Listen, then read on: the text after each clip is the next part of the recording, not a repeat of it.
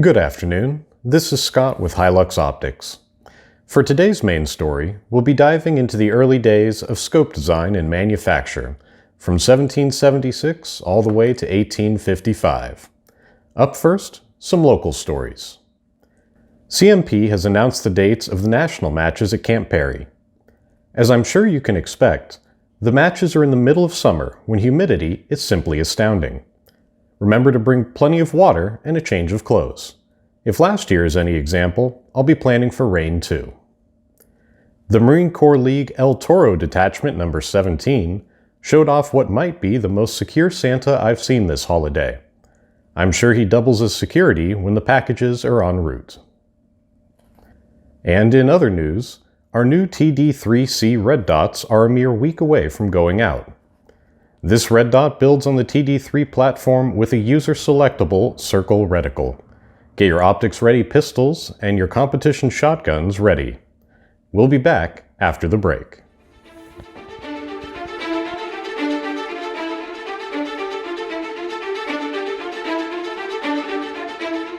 And now to our main story.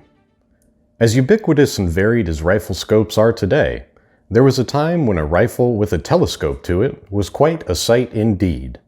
Don't worry folks, we've got more puns in store for you.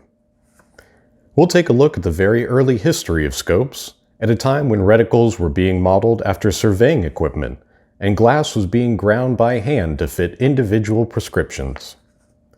Our story starts back in 1776 with Charles Willson Peale. Though most known for his portraits of notable Revolutionary War figures, we'll bring him up today to talk about the time he almost lost an eye. Charles was working on an unusual idea at the time, that a telescope could be attached to a rifle. His assumption was that, if you could actually see a target farther away, you might be able to hit that target. While his theory is largely sound, his true discovery would change the face of scopes, and himself, forever. As many of you are well aware, rifles have recoil. Recoil is one of the primary reasons you don't want to put your eye up against the eyepiece of the scope, as you might for a telescope. Charles was only familiar with telescopes at this point, and was designing the first rifle-mounted scope in consultation with an astronomer. When he eventually took the rifle out, he almost put his eye out. While his first discovery was that you could attach a scope to the rifle, his second discovery was that you'd need eye relief if you wanted to shoot more than once. This would represent the pinnacle of rifle scope technology until around 1835. At that time, a fellow named John R. Chapman applied his knowledge of surveying equipment to the design of a rifle scope. Basing the scope's reticle off the thin, precise lines of a surveyor's transit, he worked out a good set of early crosshairs. While he was entirely willing to design the scope, he didn't want to produce it and also neglected to patent it. Fortunately, there was a producer of precision rifles who was willing to manufacture and sell it. This second person was Morgan James. The Chapman-James scope designs were the next evolution in rifle optics. It was possible to shoot more than a few shots without your scope moving out of alignment, which put them miles ahead of their competitors. The secret lay in Chapman's design for a drawn steel tube. Even better, they had a fine reticle and finely ground glass. Some designs, believe it or not, were also adjustable for different distances. Largely, the scopes were pretty low magnification and had somewhat subpar glass. The length and narrowness of the tubes, combined with the fringing around the edges of the view, left only a small window where the target was clearly visible, but they worked.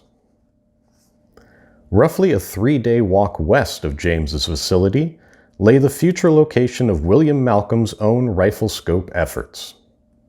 Around 15 years after the Morgan Chapman scopes took hold of the sharpshooter world, Malcolm applied his own optical knowledge to the creation of something even better. With magnification, eye relief, and reticles already a standard, Malcolm elected to design everything to a higher standard. He was the first to use achromatic lenses, which cut down on the colorful fringing that plagued earlier scopes. He offered designs with fine elevation and windage adjustments. Even more fantastic, he could grind the glass to fit the prescription of your individual eyeglasses. Malcolm's scopes were built with a fixed magnification, somewhere between 3 and 20 power. Whatever magnification you picked, it was a far sight more than scopes even a decade prior. And, in added bonus, the rifles of the times were reaching far enough for a scope to be somewhat useful. Over the course of nearly a century, these four designers laid the groundwork for many of our present-day scopes. From Peale, we saw that scopes were able to stay on the rifle, and should stay a few inches away from your eye. From James and Chapman, scopes were finally being manufactured for the optically interested consumer, which didn't break right away. From Malcolm, we see improvements to the glass, the mounts, and the magnification, turning the rifle with a telescope to it into a scoped rifle. And the rest, as historians would tell us, is history. I'll leave you with this segment from the National Eagle newspaper of Claremont, New Hampshire, dated October 17th of 1861. The best marksmen of the state are invited to enlist after passing a satisfactory examination and complying with the following test. Each applicant, when firing at a rest with a telescope rifle at a distance of 200 yards, to put 10 consecutive shots in a target, the average distance not to exceed 5 inches from the center of the bullseye to the center of the ball. Do you think you could pass the original sharpshooter test? Let us know. This is Scott, signing off.